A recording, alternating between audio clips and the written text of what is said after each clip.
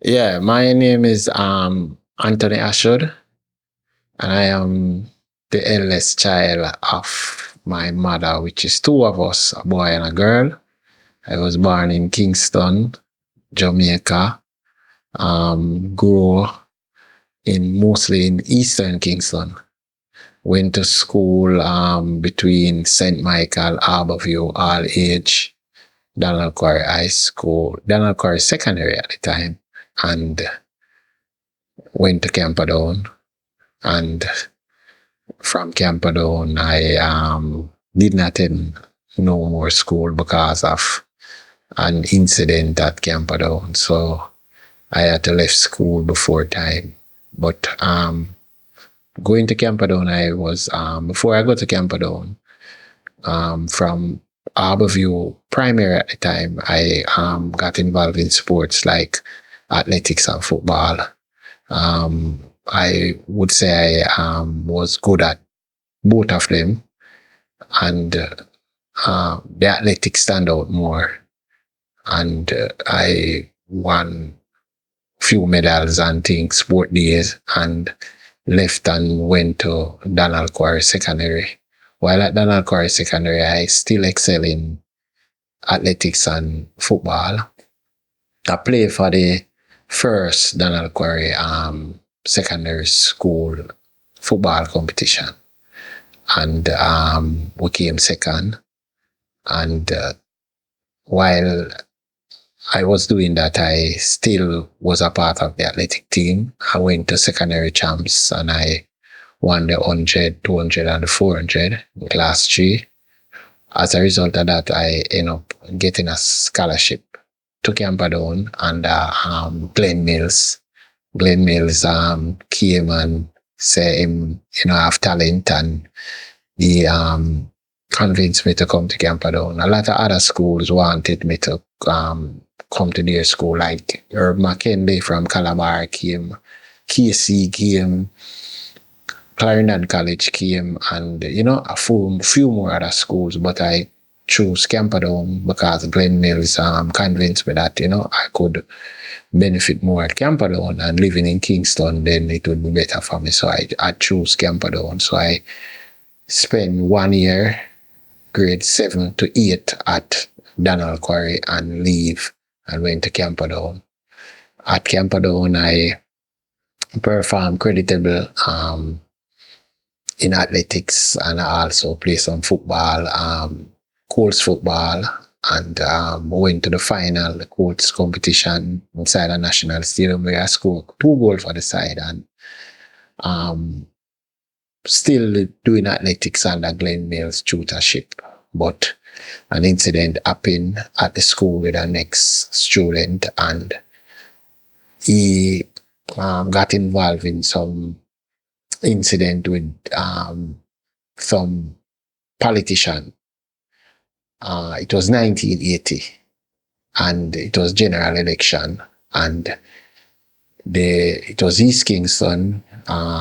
Captain Webley was the MP, and Hugh Small for the PNP. Webley was for the GLP, and he got involved with those guys. His brother was the bursar, and as a result of that, he attended Camperdown, and he told me that him borrow a bag from me and kind of something where he want to carry back a country, which is Ochi, and he must say he want to show me something. So me and the next student follow him and go at the house with him board, and him show us a gun. The gun was a 357 Magnum. It was the first time I saw one of that. And growing at the ghetto, you see guns and things, but I never ever see one like that. So he never told us how him come by it. Him just say he want a bag for put it in, and him say shot fire from it accidentally from him, and him can't get out the shell and thing. And we did it until we find a way and open it and take out the shell, and we leave him there and go back to school. And while at school, we go home that evening, and that is in 1980. We go home.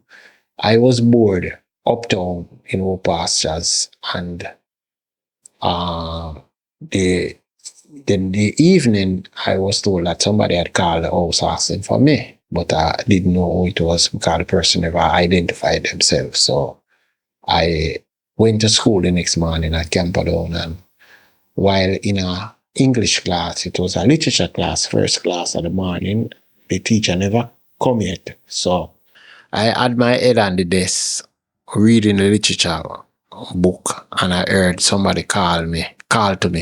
And I lift up my head and I saw some men at the classroom door. And they called me and I got up and got to them, and they said to me that if I know this student, and I say yeah. And they said to me, say, if him show me something, and I say, like one, them say, if them show me a gun, and me say, I kind of hesitate because me don't know who them is and what is the motive. So them say, me just tell them if him show me a gun. So me say, yeah, him show me a gun. Them ask me, say, if me saw him do it, and me say, no. It is at that time I knew that him and them was friend, and them and him had attend State Theatre in Crossroad at the time. And while him and them was inside the theatre, he got up and said, I use the bathroom, and come out of the theatre and go to the vehicle where them drive. Those time you have the vehicle where you have a side window where you can open a little window. So he pushing him and open the door, the car door, and take out the gun, buy some chicken, and put the gun under the chicken them and leave with it. Not knowing that the men them would have did know say him do it and thing. So him get me involved now by asking me if you bag, because at the time doing athletic and football, you have whole heap of bag and them something. So him wanted a bag from me. So I saw me get involved.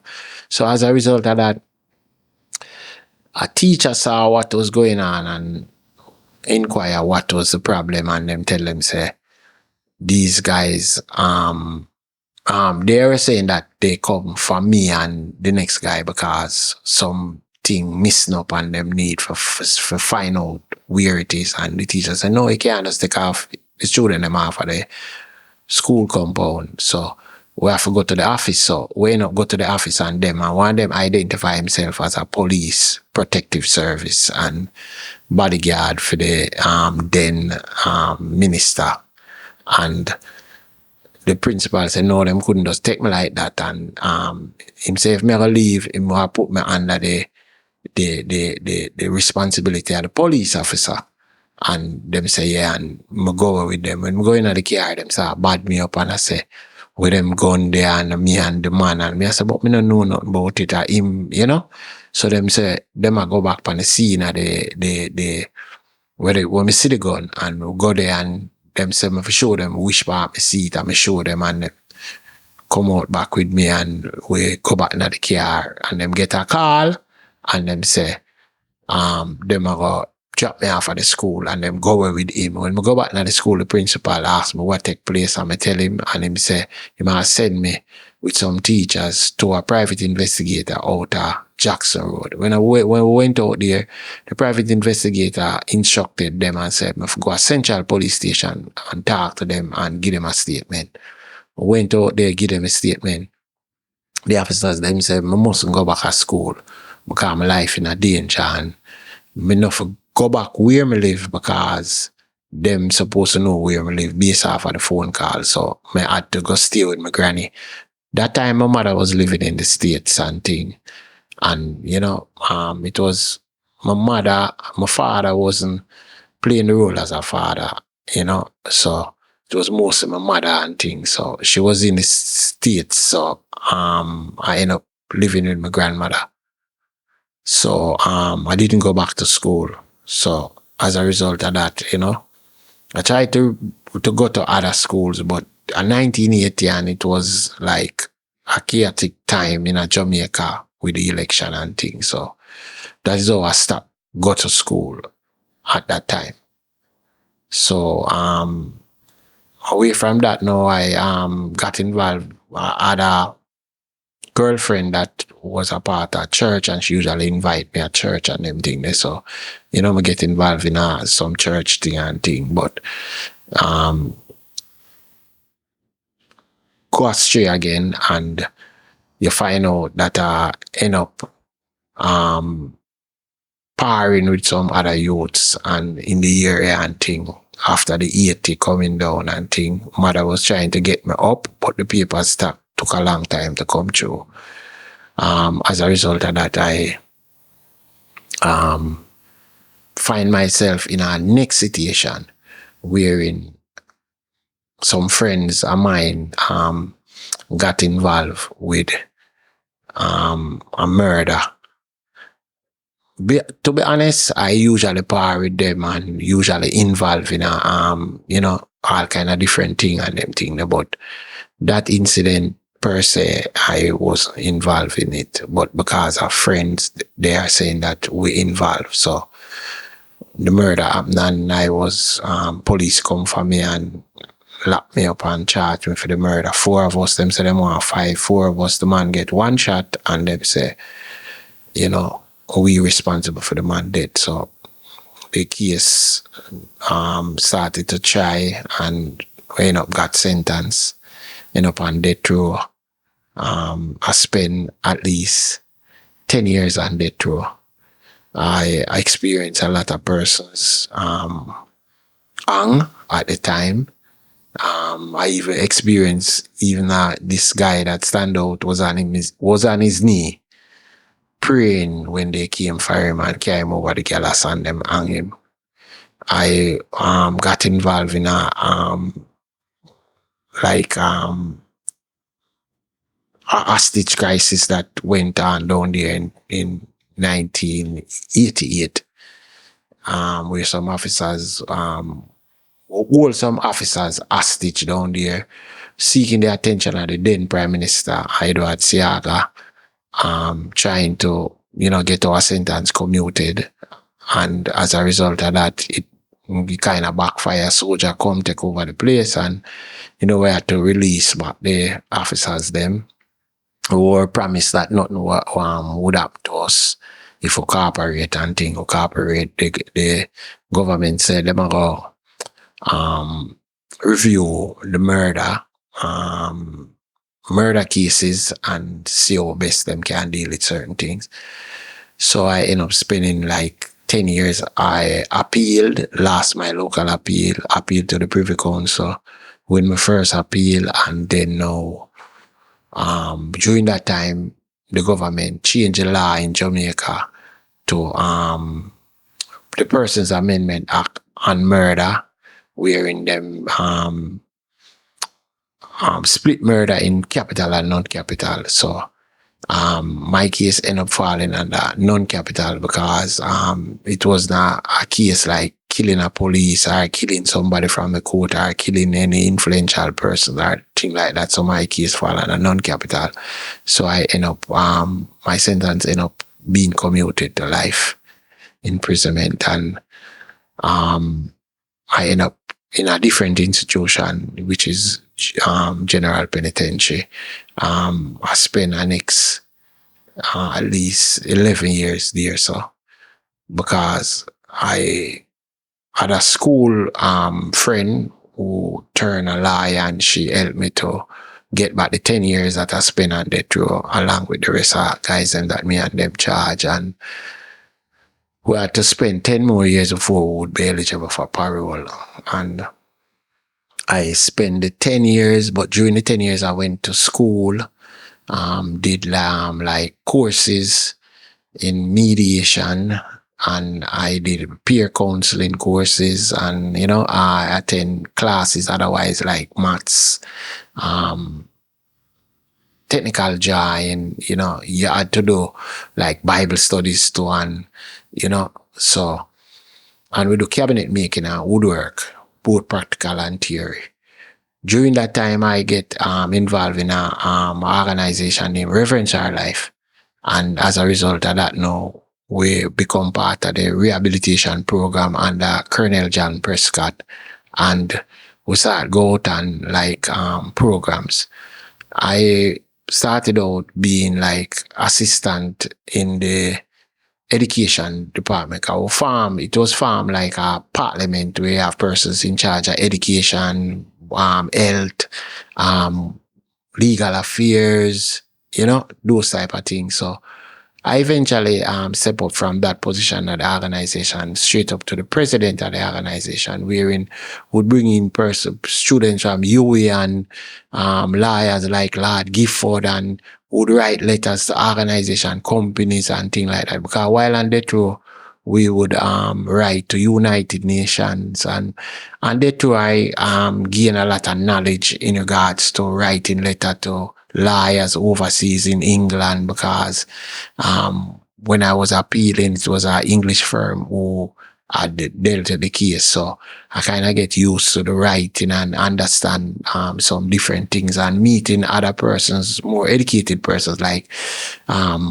ex-police, ex-soldier, teachers, persons with certain knowledge. You get to understand about certain things. So I represented the inmates them, and end up going out to counsel at boys' homes and formatory schools, and churches, and outside program, working outside and coming in back and going out and thing. Eventually I reach spend a 10-year doing productive things and helping out in positive ways, and I got parole and came out in, I think, 2004, if my memory serves me right. And while coming out, I went to work with a friend, and start going to wharf, clear goods, airport, clear goods, and traveling almost all over the island to deliver goods, XYZ. And then I would learn to drive and start drive the company vehicle and thing, and so I learned a lot. And during that time now, I stopped working there and started to do a little thing for myself, like running my vehicle and using my vehicle to pick up and drop off persons and things like that. So during that time, when I was like younger, I also find myself in a situation, because it's like situation keep on following me up, wherein I nearly drowned at the craft market, Kingston Wharf. Behind craft market, you had the Port Royal boat ships and things like that. So one day I went down there with some younger guys, and while being down there or swimming over the shallow side, where it was a strike down there at the time, where the agricultural ship was on strike, and we decided to go over and get some agricultural produce like yam, banana, and pumpkin and them thing there. But I couldn't swim, but they had a pipe that run from one wharf to the next wharf, had some float on it, so I was walking, trying to balance on the pipe to go over. Then the pipe started vibrate and I drop off in the water. While dropping off in the water, I couldn't swim. So I started to sink and start to fight to, not to drown. And each time I go down and come up and go down and come up, like the third time, it's like, me just hear a voice, so just give up. No matter fight it, because I reach up to the water, and I can't reach the top of the water. I hold up my hand and I see the bubbles, them I come down, and so me just give up. And the next thing I know is that me hear a voice say, hold on.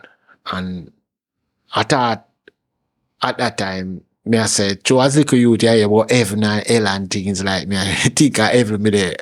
And when me hear the voice, so it's like, when I open my eye and me realize it's somebody has shoved me up back on the pipe and me drop off. And when me look, me see a crowd up on the wharf, police and them thing there, and them push me up, and the man push me up and me hold on the pipe, and the people them say me for draw and come over and go over, and them say, little boy, you're lucky, and the amount of people who come and dead, them find them a Port Royal and gunboat, and we can't understand how you survive that dilemma there, because you go down 3 times, everybody say you're gone now. And while everybody kind of walk away, we just see you just shoot up back on the water and just lie down on the water, and we realize that you're not dead. And a gentleman jump off, him, take off him shoes and him shirt and jump off. And him save me that at that time. And them say, don't come back down here and thing.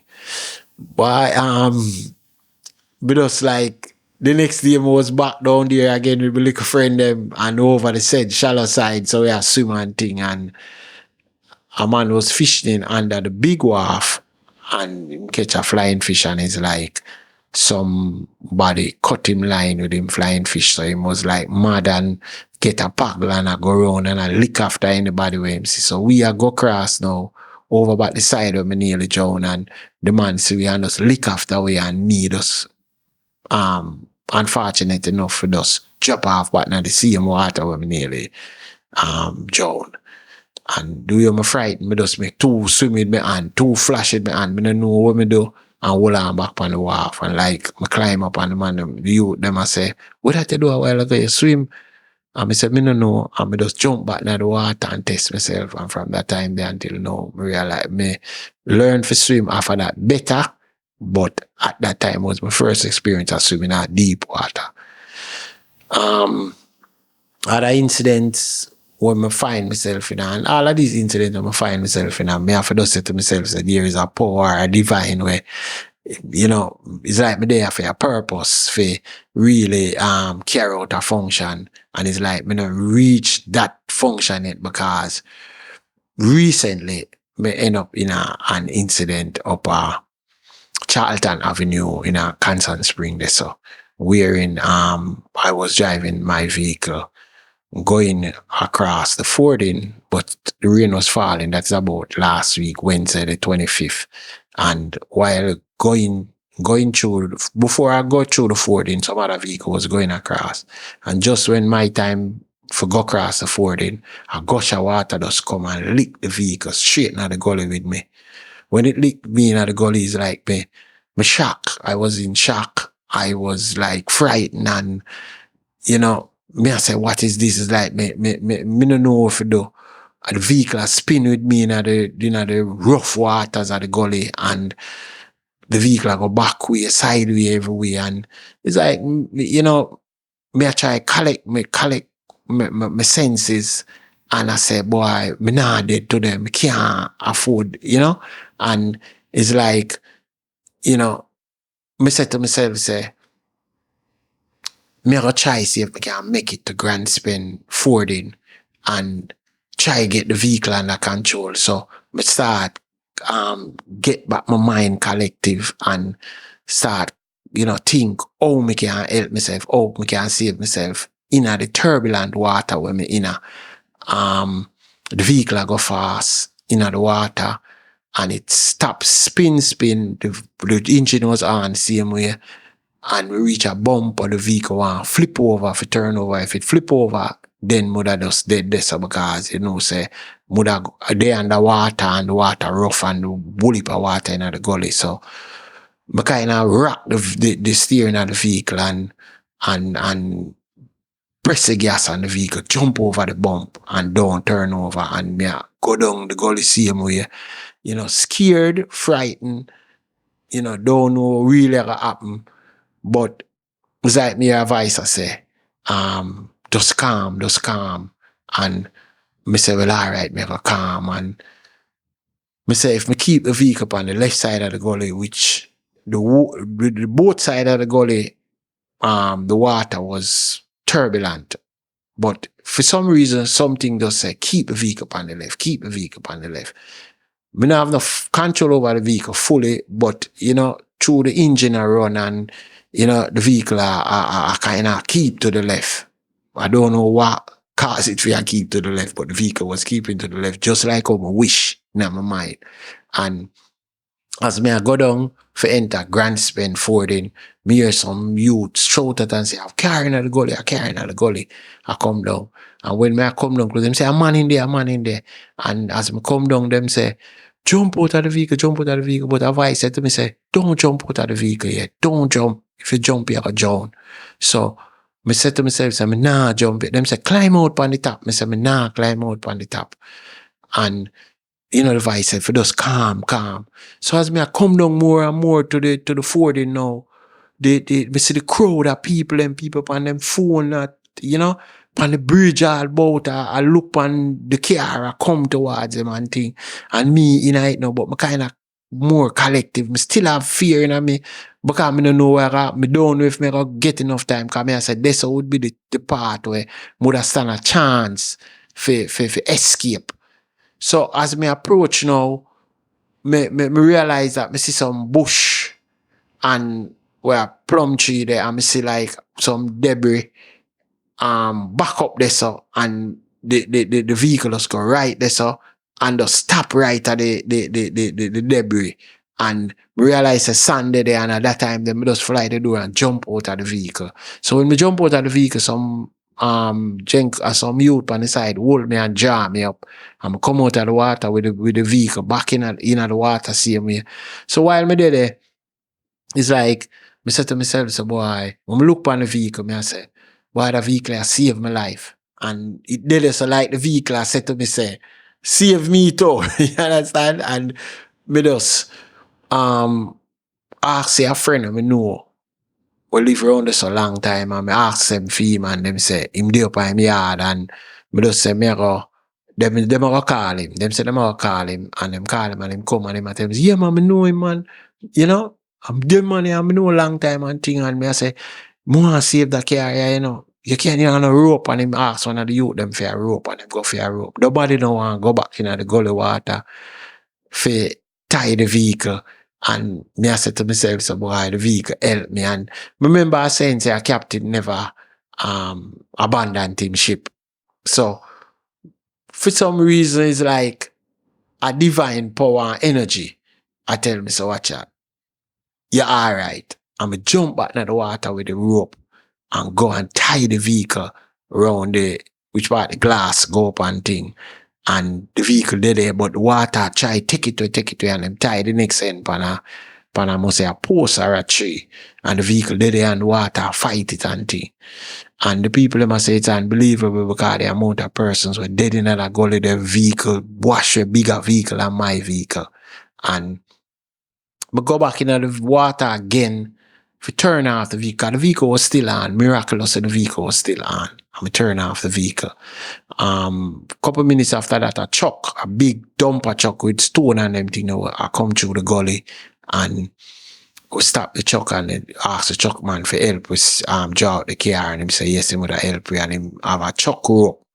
One of the rope them use to tie down things, and him give it the rope and we go back in the water and tie the back of the vehicle and the truck dry it out. Miraculously, when the truck draw out the vehicle and the vehicle come on the side, and we draw out some bush each up behind the back wheel and pull off the strap them.